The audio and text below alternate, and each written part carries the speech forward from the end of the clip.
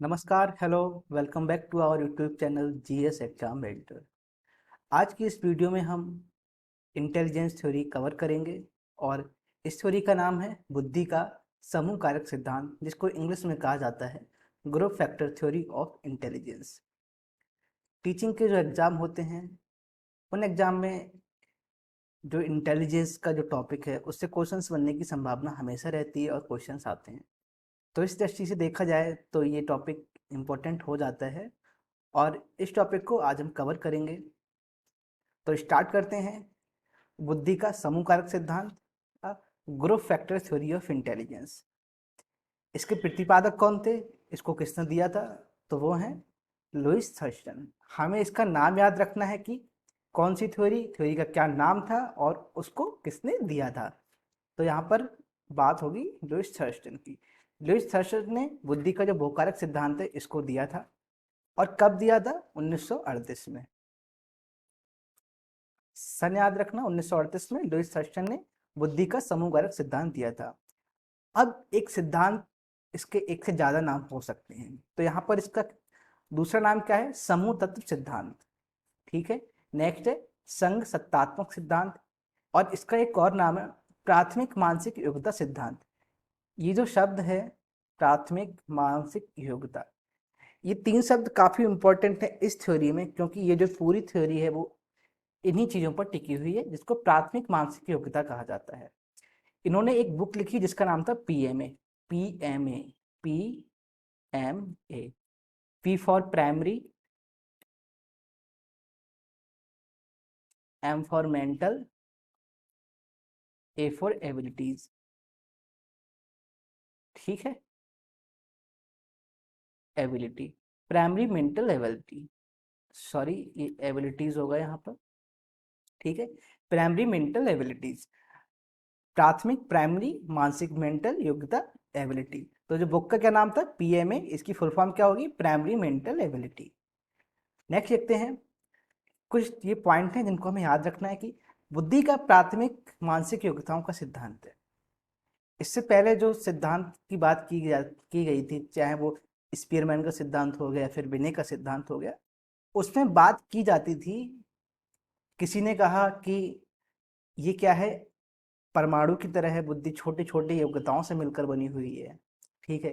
किसी ने कहा कि ये एक ही चीज होती है बुद्धि, इसके फैक्टर नहीं किए जा सकते। बट इन्होंने कहा था थर्स्टन ने कि बुद्धि का जो जो बुद्धि है वो प्राथमिक मानसिक योग्यताओं का क्या है? ग्रुप होता है। मतलब अब प्राथमिक मानसिक योग्यताएं क्या है इसको हम आगे पढ़ेंगे। उन्होंने कहा कि अकेला कारक समस्या समाधान नहीं कर सकता। अकेला कारक समस्या समाधान नहीं कर सकता, इसका क्या मतलब हुआ? अकेला कारक समस्या समाधान नहीं कर सकता, अब इसका क्या मतलब हुआ? तो देखते हैं। जैसे कि सपोज करो, ये क्या है? ये, इसको अगर हम बुद्धि मान लें, ठीक है, इसको अगर हम बुद्धि मान लें, तो जैसे अगर ये एक बुद्धि है और ये एक, और इसमें क्या है? इसमें कई सारे कारक हैं छोटे छोटे, जैसे कि एक कारक ये हो गया, दो, तीन, चार, पाँच, छ, सात। ठीक है। ये हमने सात कारक मान लिए। अब क्या ये कारक, कोई एक कारक मिलकर किसी समस्या का समाधान कर सकता है? उन्होंने कहा कि ऐसा नहीं है कि कोई एक कारक किसी समस्या का समाधान कर पाए। अब ऐसा कैसे पॉसिबल है कि कोई एक कारक समस्या का समाधान नहीं कर सकता? तो इसको हम ऐसे समझेंगे, सपोज जैसे कि एक क्या है, किसी में वर्बल एबिलिटीज ज्यादा हैं। ठीक है। वर्बल एबिलिटीज क्या मतलब? तो अगर किसी के अंदर वर्बल एबिलिटीज हैं, ठीक है, तो क्या वो उस चीज से, अगर आप उससे कहें कि आपको 10 पेज का एक निबंध लिखना है या फिर 10 पेज की एक स्टोरी लिखनी है, तब क्या करेगा? अगर केवल वर्बल उसमें इंटेलिजेंस ज्यादा है और आप उससे बात कर रहे हो कि वो 10 पेज का आपको एक निबंध लिखना है, तो जो 10 है वो क्या हो गया? 10 तो एक गणितीय संक्रिया से संबंधित हो गया। उसको पता होना चाहिए कि 10 क्या होता है, 10 पेज कैसे होते हैं, पेज कैसे होते हैं। अगर पेज की बात करोगे तो स्पेशल रीजनिंग आ जाएगी, वो सॉरी स्पेशल इंटेलिजेंस आ जाएगा। स्पेशल का मतलब स्थान है कि पेज कितना बड़ा होता है, पेज में किस प्रकार से आउटलाइन की जाती है, कहाँ से स्टार्ट किया जाता है, ठीक है, मार्जिन क्या छोड़ना पड़ता है। तो यहाँ पर बात केवल लिखने की हो रही है, उसको हमें पता है कि वर्बल इंटेलिजेंस ज़्यादा है उसमें, लेकिन एक जो आपने समस्या दे दी उसे कि आपको 10 पेज का निबंध लिखना है, तो केवल इतनी सी समस्या को सॉल्व करने के लिए उसको पता होना चाहिए 10 क्या होता है, पेज क्या होते हैं, लिखा कैसे जाता है। ठीक है, तो इसका मतलब हो गया कि कोई एक कारक समस्या का समाधान नहीं कर सकता। एक कारक समस्या, अकेला कारक समस्या समाधान नहीं कर सकता। तो ये तो हो गई बात, ठीक है।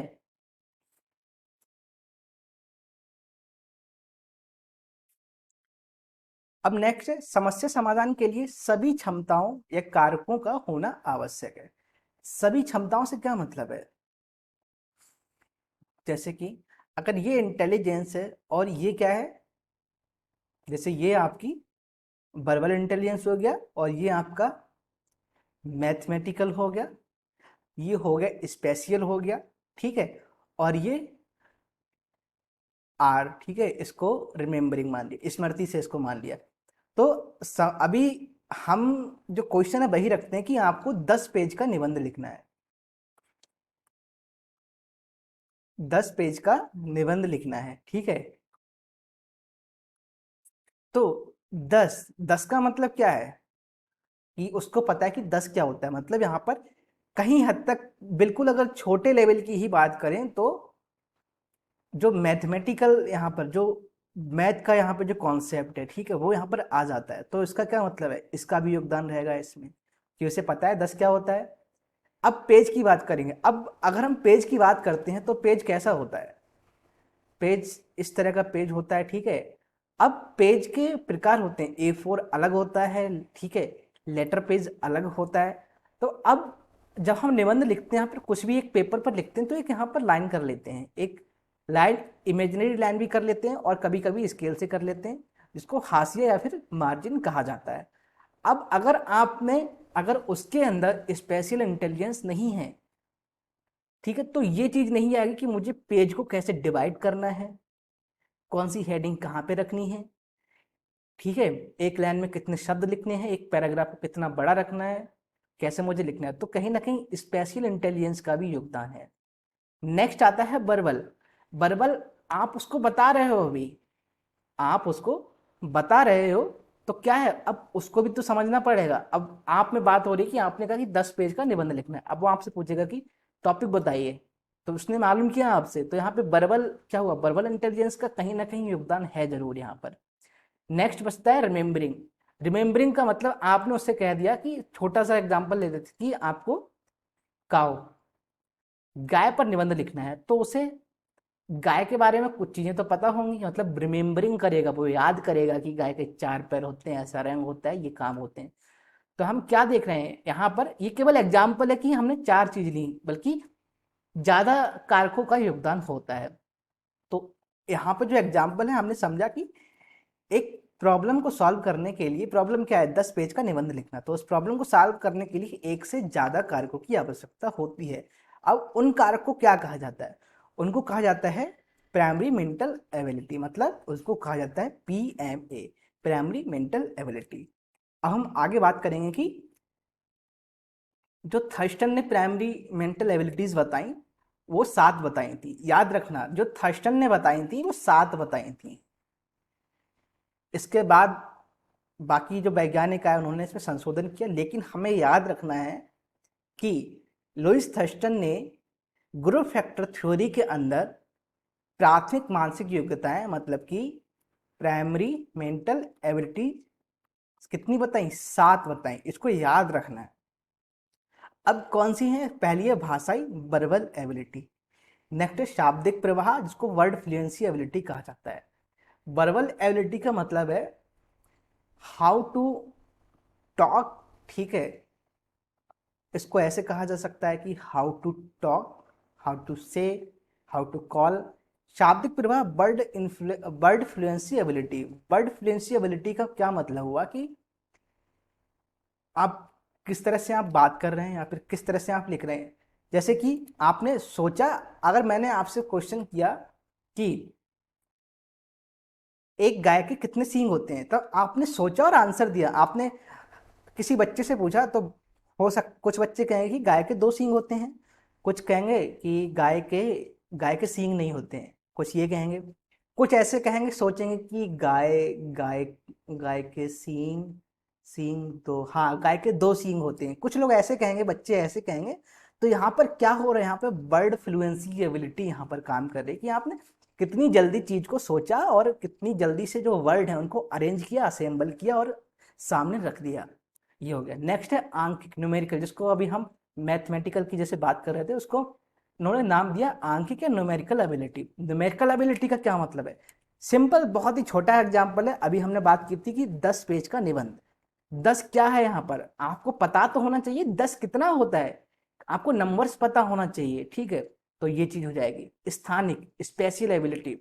स्पेशल एबिलिटी को बहुत ही अच्छे से समझेंगे, बहुत ही सिंपल से। जैसे कि आपने किसी से पूछा कि मुझे बताओ यहाँ पर सबसे अच्छे समोसे कौन बेचता है। अब आपको बताया उसने कि आप सीधे जाएंगे, आप राइट मोड़ेंगे, एक चौराहा आएगा, उससे आप पूरब में चले जाएंगे और उसके राइट साइड में एक दुकान है समोसे वाले की, जो बहुत अच्छे समोसे बेचता है। तो यहाँ पर क्या है? स्पेशल एबिलिटी, स्पेशल इंटेलिजेंस कैसे काम आ रहा है यहाँ पर? देखिए, रास्ता बताने का काम, रास्ता याद रखने का काम और जो एड्रेस याद रखने का सभी के अंदर सेम नहीं होता है। कुछ लोग एक बार अगर रास्ता देख लें तो कभी नहीं भूलते हैं, कुछ लोग बार बार जाने के बाद भी उनको रास्ता याद नहीं रहता है। तो वो कारक क्या है? वो कारक है स्पेशल एबिलिटी, ठीक है? नेक्स्ट है स्मृति, मेमोरी एबिलिटी, जिसको कहा जाता है कि एबिलिटी टू रिमेम्बर, मतलब कि याद करने की या फिर याद रखना जिसको कहा जाता है।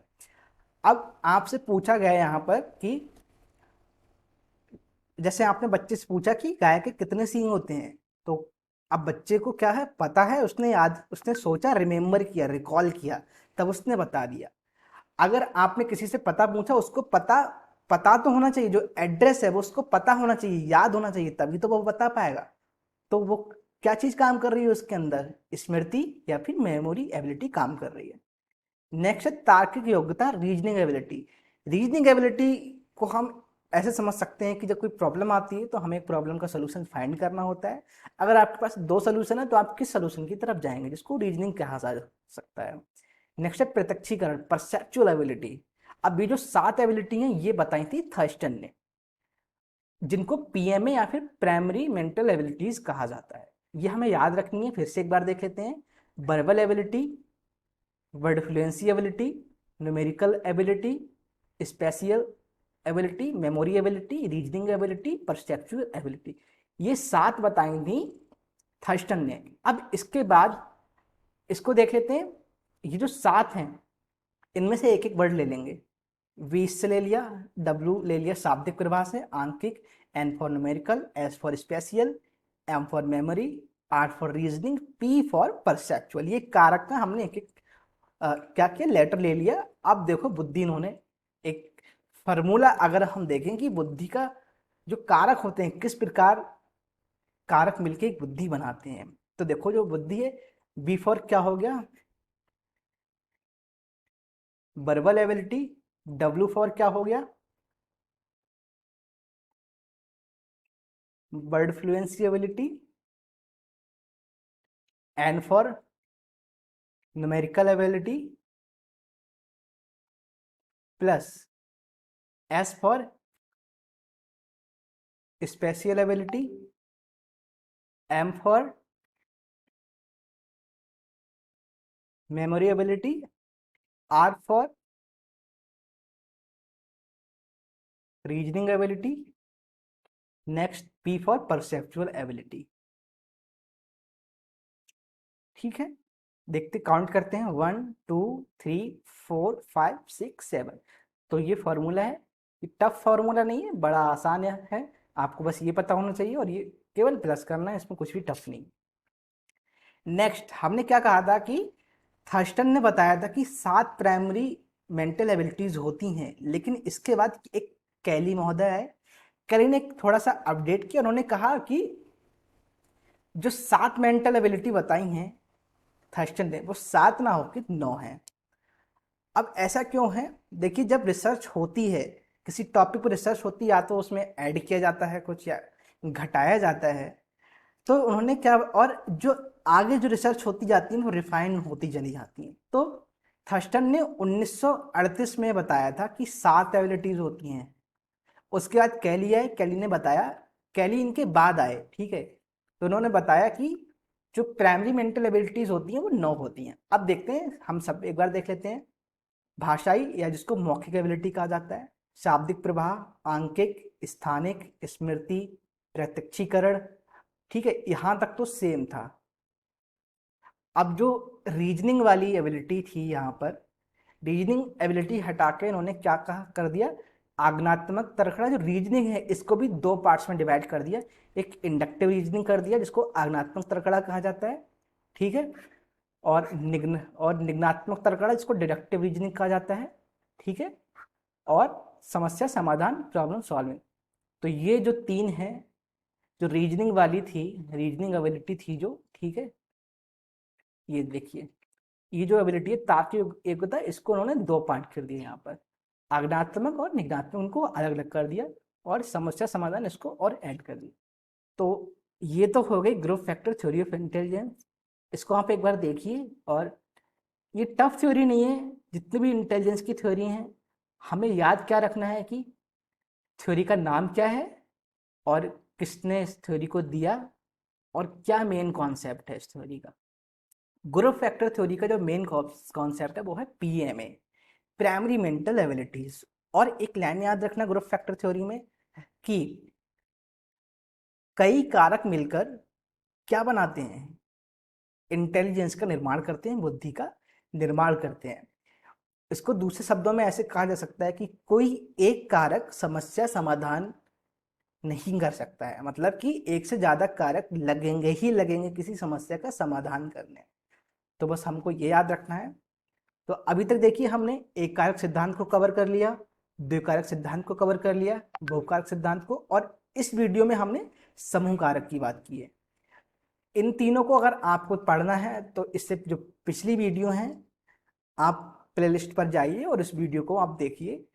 अब हम इसके बाद क्या बात करेंगे, बहुबुद्धि सिद्धांत की। ये हम 10 सिद्धांत हम पढ़ेंगे, और अपेक्षा ये रहेगी हमारी कि ये जब सारे सिद्धांत कंप्लीट हो जाएंगे, इसके बाद कोई भी क्वेश्चन ऐसा नहीं बचेगा जो कि इन सभी टॉपिक से ना आए, ठीक है। तो आशा करते हैं आपको वीडियो पसंद आई होगी, और अगर आपको पसंद आई है वीडियो तो लाइक कीजिए, शेयर कीजिए, सब्सक्राइब कीजिए चैनल को, और अपने दोस्तों को भी बताइए, उनकी भी हेल्प कीजिए, ठीक है। और कोई क्वेश्चन है तो आप हमसे कमेंट पे क्वेश्चन जरूर कर सकते हैं। Thank you.